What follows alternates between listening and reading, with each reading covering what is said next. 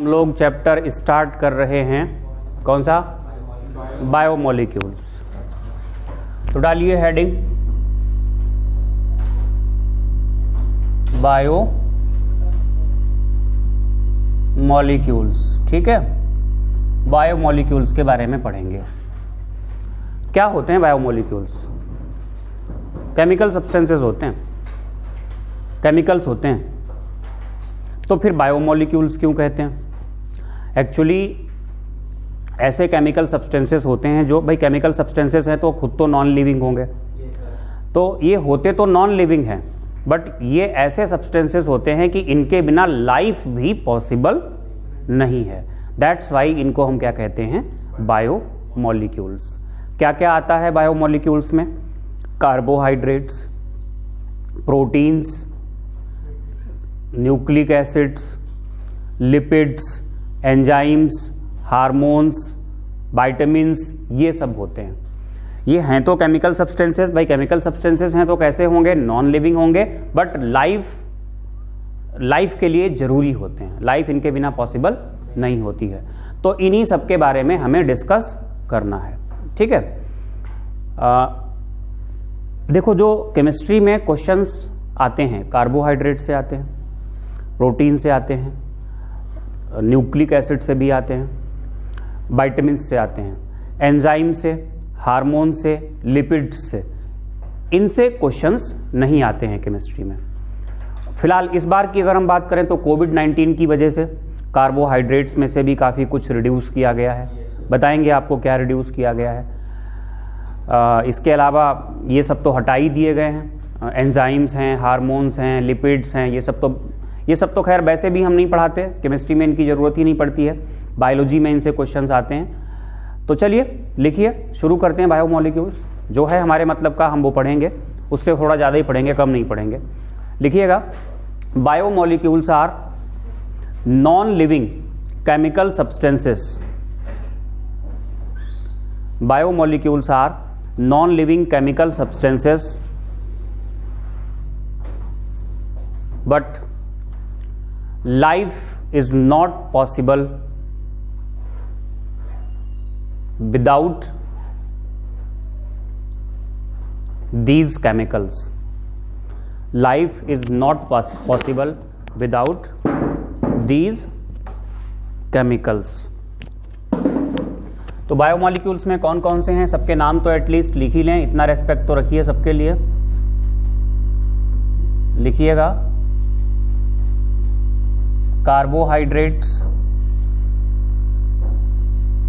Carbohydrates का एक और नाम होता है, चलो वो बाद में बता देंगे जब इनको हम डिटेल में पढ़ेंगे। लिखते जाइए साथ में ही। Proteins,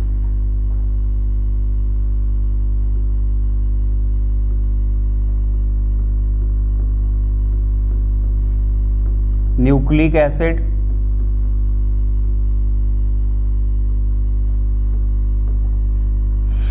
lipids,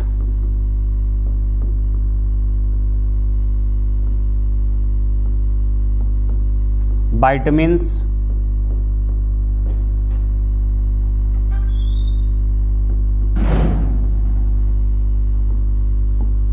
enzymes,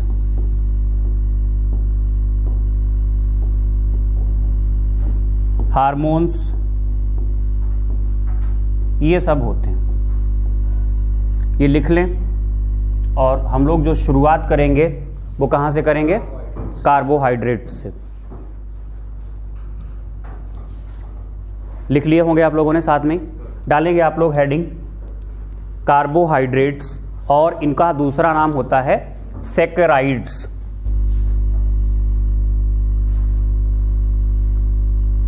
carbohydrates,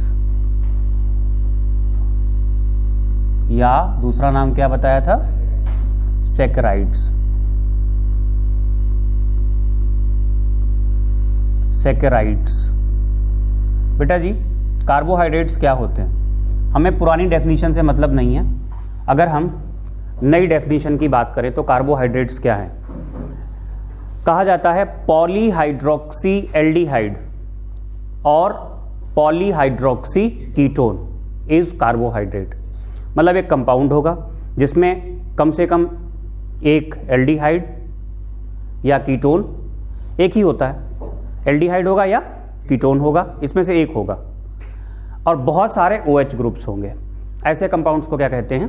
carbohydrates कहते हैं। पॉलीहाइड्रोक्सी एल्डिहाइड इज कार्बोहाइड्रेट और पॉलीहाइड्रोक्सी कीटोन इज कार्बोहाइड्रेट। एक फंक्शनल ग्रुप एल्डिहाइड हो, बहुत सारे OH हों, या एक फंक्शनल ग्रुप कीटोन हो और बहुत सारे OH ग्रुप हों, उसको हम क्या कहेंगे? कार्बोहाइड्रेट कहेंगे। बाकी हम लोग फिर कार्बोहाइड्रेट्स का क्लासिफिकेशन पढ़ेंगे, उसके बेसिस पे क्लियर होगा। तो लिखिएगा पॉलीहाइड्रोक्सी एल्डिहाइड और पॉलीहाइड्रोक्सी कीटोन, पॉलीहाइड्रोक्सी एल्डिहाइड और polyhydroxy ketone is called carbohydrate. Polyhydroxy aldehyde और polyhydroxy ketone is called carbohydrate. Next heading आप लोग डालोगे classification of carbohydrates.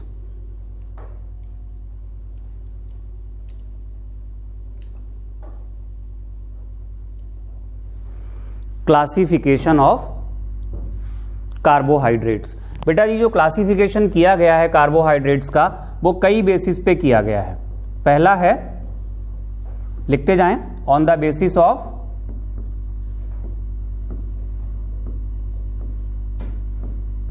Hydrolysis.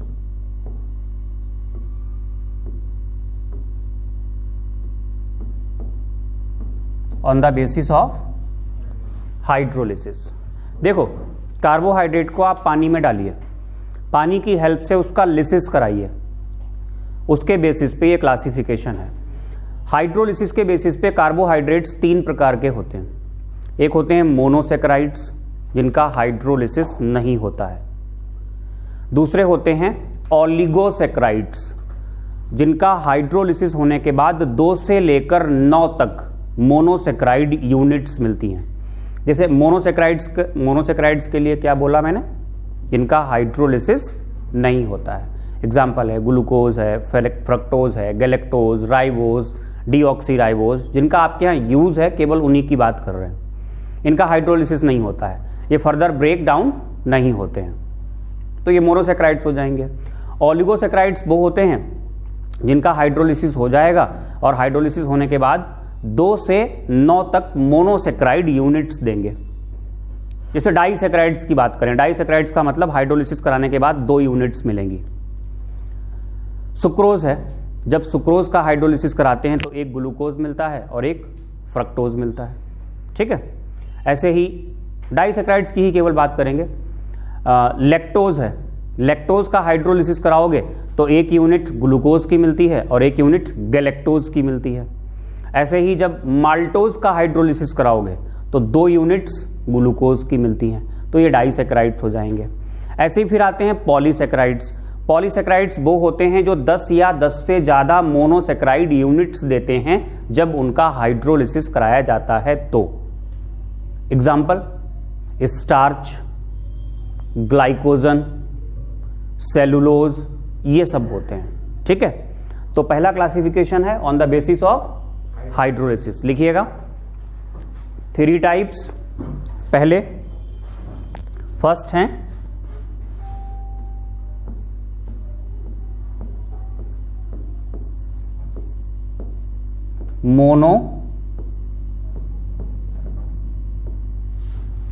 Monosaccharides.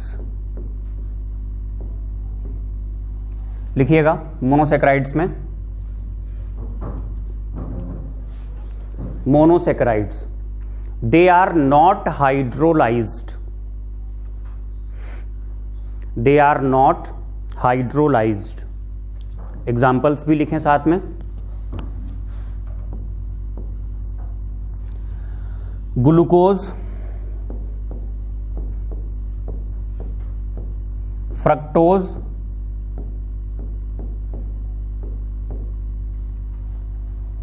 Galactose, ये 6 कार्बन के होते हैं, तीनों 6 कार्बन के।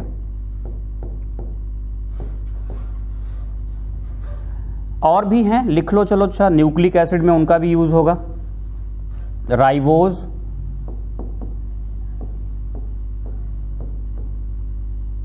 डीऑक्सी राइबोज, डीऑक्सी राइबोज, ये 5 कार्बन वाले होते हैं। ये तीनों जो हमने आपको बताए हैं, इसमें कितने कार्बन होते हैं? देखो 6 कार्बन होते हैं, तो इसलिए इनको कहा जाता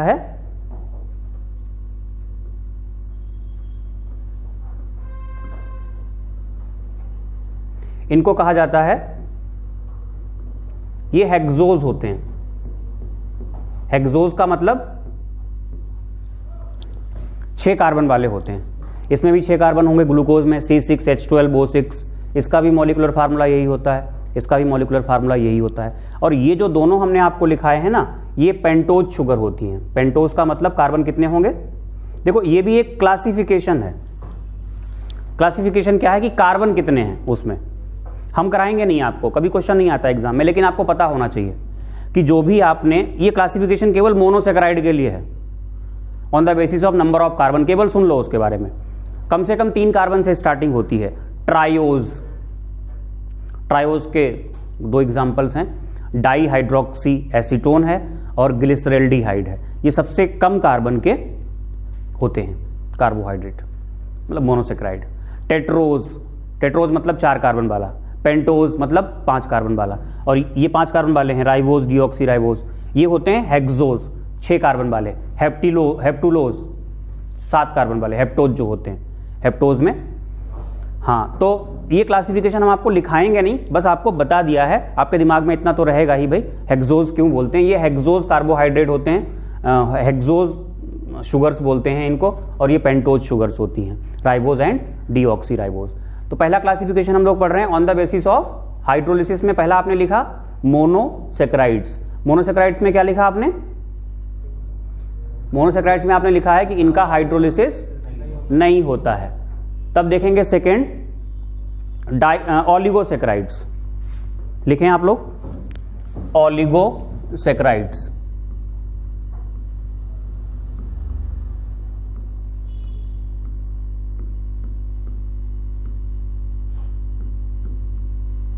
ओलिगोसेकेराइड्स लिखिएगा।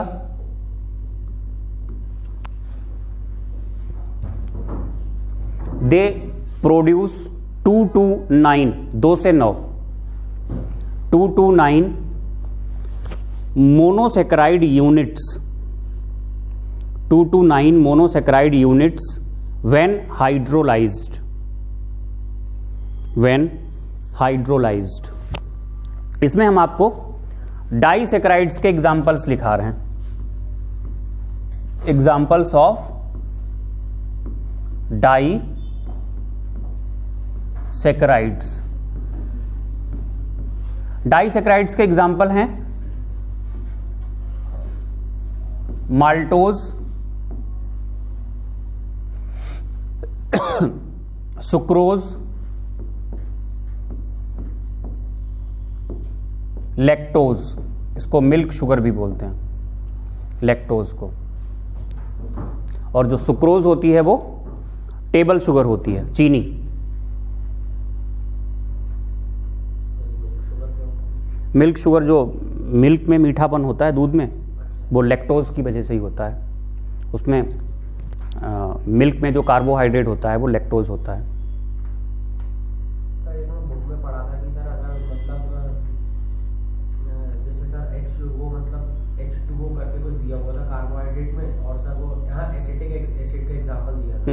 और सर वो पुरानी डेफिनेशन है, हमने बताई नहीं भाई, सुन लो, इन्होंने पूछ लिया है तो बता देते हैं। कार्बोहाइड्रेट्स की एक पुरानी डेफिनेशन थी, ऐसे कंपाउंड्स मतलब hydrates of carbon are called carbohydrates. क्या बोला गया? Hydrates of carbon are called, मतलब C के कितने हैं?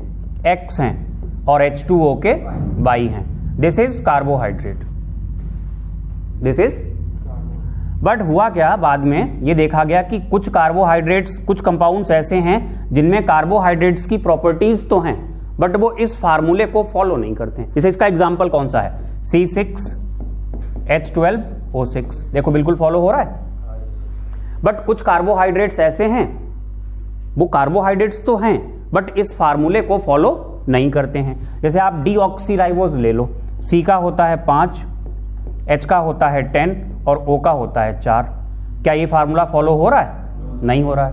तो कार्बोहाइड्रेट की प्रॉपर्टी तो है बट फार्मूला फॉलो नहीं हो रहा है, तो उसको फिर हमने इस फार्मूले को बदलना पड़ा। और कुछ कंपाउंड ऐसे हैं जो कार्बोहाइड्रेट नहीं हैं बट इस फार्मूले को फॉलो करते हैं। एसिटिक एसिड है भाई, एसिटिक एसिड क्या होता है? CH3COOH होता है। जरा ध्यान देना, C के कितने हो गए? 2, H के 4 हो गए और O के कितने हो गए? 2। इस फार्मूले को फॉलो कर रहा है बट ये कार्बोहाइड्रेट नहीं है। तो जो पुरानी वाली डेफिनेशन थी उसको क्या करना पड़ा? चेंज करना पड़ा। मतलब जो कहा गया था hydrates of carbon are carbohydrates, जो इस फार्मूले को फॉलो करें CxH2O। तो कुछ कार्बोहाइड्रेट्स इसको नहीं फॉलो कर रहे थे और कुछ नॉन कार्बोहाइड्रेट इसको फॉलो कर रहे थे। तो फिर बाद में क्या डेफिनेशन दी गई? पॉलीहाइड्रोक्सी एल्डिहाइड या पॉलीहाइड्रोक्सी कीटोन को हम क्या कहते हैं?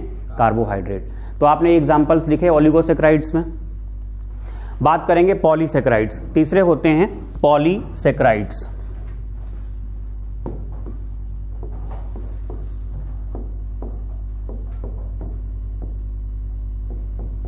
पॉलीसैकेराइड्स में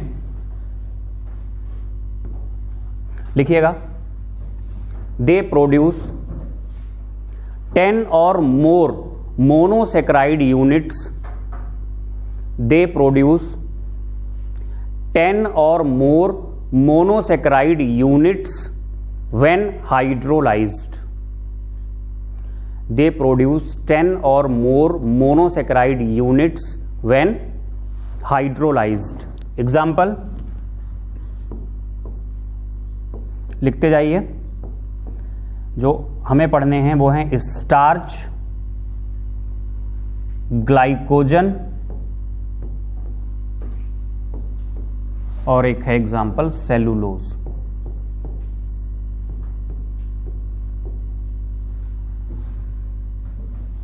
ये हो गया पहला क्लासिफिकेशन, और जो पहला क्लासिफिकेशन था वो on the basis of hydrolysis था। सेकंड क्लासिफिकेशन होगा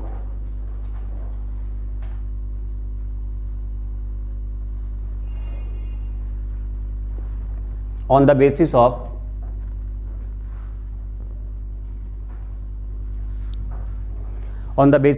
functional group. On the basis of functional group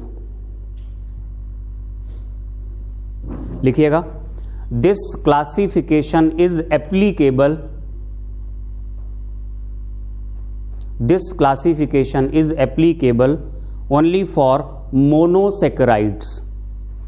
this classification is applicable only for monosaccharides. ये क्लासिफिकेशन केवल मोनोसैकेराइड्स के लिए है। तो फंक्शनल ग्रुप या तो एल्डिहाइड होगा या फिर क्या होगा? कीटोन। OH तो होने ही होने हैं, तो इसमें पहला होता है एल्डोज। तो यहां पे बेटा फंक्शनल ग्रुप क्या होगा? फंक्शनल ग्रुप होगा एल्डिहाइड। एग्जाम्पल हम केवल हेक्सोज से ही उठा रहे हैं एग्जाम्पल्स, मतलब 6 कार्बन वाले, वही आपके सिलेबस में है, वही आपको पढ़ने हैं। तो एल्डोज के एग्जाम्पल्स में है ग्लूकोज है। हेक्सोज के 3 एग्जाम्पल्स बताए थे आपको हमने, 3 ही तो बताए थे बेटा, होते और भी हैं बट जो हमें पढ़ने हैं वो कितने पढ़ने हैं? 3। ग्लूकोज, फ्रक्टोज और गैलेक्टोज बताए थे। जो फ्रक्टोज होता है वो तो कीटोज में आएगा, तो ग्लूकोज है और गैलेक्टोज है। और दूसरे कौन? ये सेकंड क्लासिफिकेशन है ना, बी। दूसरे होंगे कीटोज। यहां पे जो फंक्शनल ग्रुप होगा वो होगा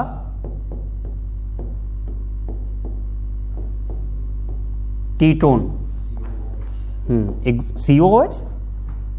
क्या बात कर रहे हो? वो तो कार्बोक्सिलिक एसिड होता है, तबीयत सही है तुम्हारी? तो यहां पे हाँ एग्जाम्पल इसका, अगर 6 कार्बन वालों में बात करोगे तो जो आपके कोर्स में है फ्रक्टोज इसका एग्जाम्पल है। तो ये क्लासिफिकेशन हुआ on the basis of functional group. Next,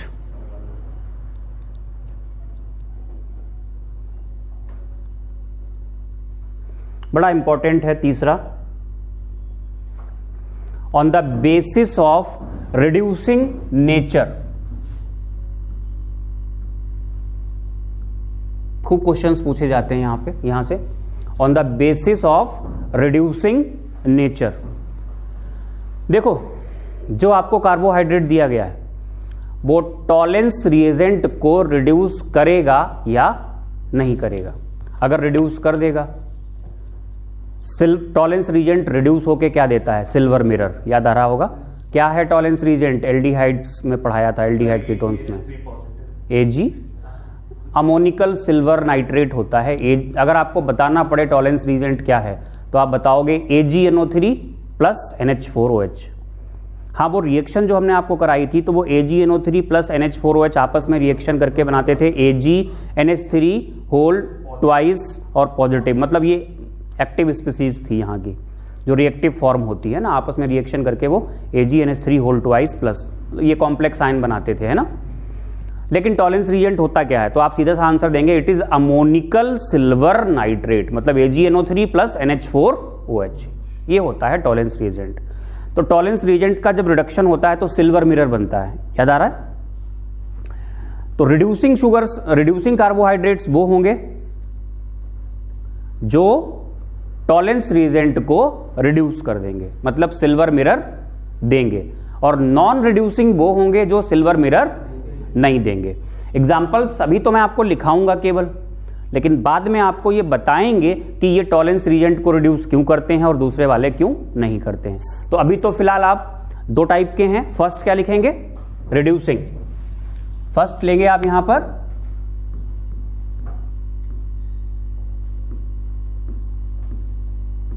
reducing, reducing में लिखिएगा they reduce Tollens reagent,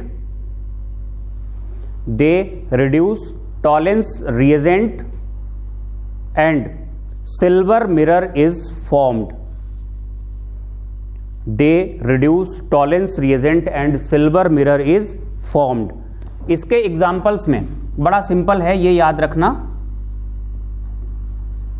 all monosaccharides, जितने भी मोनोसेकेराइड्स हैं वो रिड्यूसिंग होते हैं। पॉलीसेकेराइड्स नहीं आएंगे यहां पे, सारे के सारे पॉलीसेकेराइड्स कहां आएंगे, नॉन रिड्यूसिंग में। थोड़ा सा याद करने के लिए कह रहे हैं अभी आपको। अच्छा, डाइसेकेराइड्स में तीन आपको हमने लिखाए हैं, कौन कौन से, सुक्रोज, माल्टोज, लैक्टोज। सुक्रोज को छोड़ दो, वो नॉन रिड्यूसिंग होता है, उसको नॉन रिड्यूसिंग में लेंगे तो यहां पर कौन आएगा, बोलो, माल्टोज, ये रिड्यूसिंग में है, और लैक्टोज भी रिड्यूसिंग में है, सुक्रोज नहीं है। बताएंगे आपको क्यों नहीं है और ये क्यों है, लेकिन वो जब स्ट्रक्चर पढ़ेंगे तब आपको बताएंगे। तो ये तो हो गए रिड्यूसिंग। दूसरे होते हैं नॉन रिड्यूसिंग। जल्दी एग्जांपल्स लिखने के बाद शुरू करें। नॉन रिड्यूसिंग, नॉन रिड्यूसिंग में लिखिएगा they do not reduce Tollens reagent, they do not reduce Tollens reagent. Example, अब मोनोसेकेराइड्स तो सारे के सारे उसमें आ चुके हैं रिड्यूसिंग में, तो नॉन रिड्यूसिंग में तो आएंगे नहीं। तो यहां पर ऑल पॉलीसेकेराइड्स,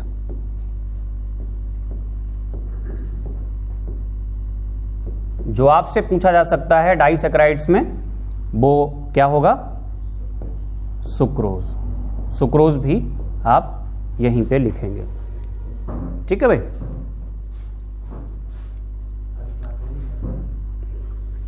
बता देंगे। ये तीसरे टाइप का क्लासिफिकेशन हो गया। फोर्थ क्लासिफिकेशन है, लिख लो, हालांकि पता होना चाहिए, बस क्वेश्चंस वगैरह नहीं पूछे जाएंगे। एक होते हैं शुगर्स और दूसरे होते हैं नॉन शुगर्स। चलो लिखो, on the basis of taste, on the basis of taste first हैं शुगर्स, शुगर्स। अच्छा यहां SH तो होता नहीं है, SUGARS होता है, तो शुगर क्यों बोलते हैं, शुगर क्यों नहीं बोलते हैं? बताओ भाई जितनी अंग्रेजी मुझे आती है वो यही बताया गया कि SH होता है तो शाह, S होता है तो सा, तो यहां पे क्यों, यहां शुगर्स क्यों पढ़ते हैं? ये खिलवाड़ क्यों किया जा रहा है? बोलो। चलो भाई कोई बात नहीं। On the basis of taste में पहले क्या है, फर्स्ट है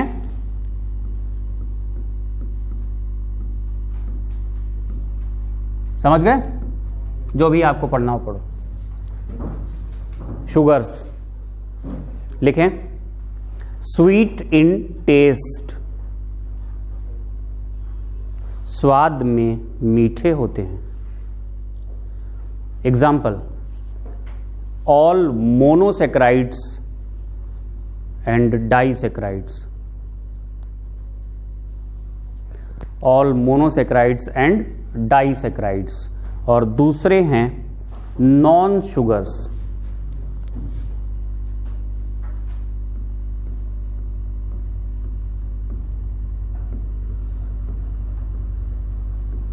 नॉन शुगर्स में एग्जाम्पल हैं पॉलीसेक्राइड्स। इसमें लिख देना टेस्टलेस, टेस्टलेस होता है। स्टार्च कभी खाया है आपने? मुंह में नहीं डाला स्टार्च कभी?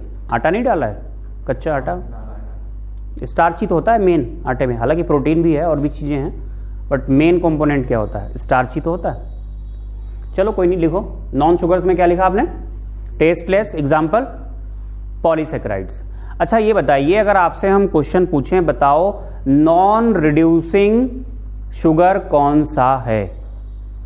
अब बोलो, नॉन रिड्यूसिंग शुगर कौन सा है? एग्जाम्पल में पॉलीसेक्राइड्स आएंगे क्या? वो तो नॉन रिड्यूसिंग होते हैं, लेकिन यहां नहीं आएगा ना, यहां तो केवल सुक्रोज ही आएगा, क्योंकि हमने कहा नॉन रिड्यूसिंग शुगर। अब शुगर में कौन कौन है? मोनोसेक्राइड और डाइसेक्राइड। डाइसेक्राइड में नॉन रिड्यूसिंग, मोनोसेक्राइड्स तो सारे के सारे रिड्यूसिंग होते हैं। तो आपसे अगर हमने पूछा है नॉन रिड्यूसिंग शुगर, तो एग्जाम्पल क्या आएगा? सुक्रोज। अगर हम कहें रिड्यूसिंग शुगर, तो बहुत सारे एग्जाम्पल्स हैं आपके पास, सभी मोनोसेक्राइड्स। और डाइसेक्राइड्स में गैलेक्टोज और माल्टोज, ये एग्जाम्पल्स हो जाएंगे।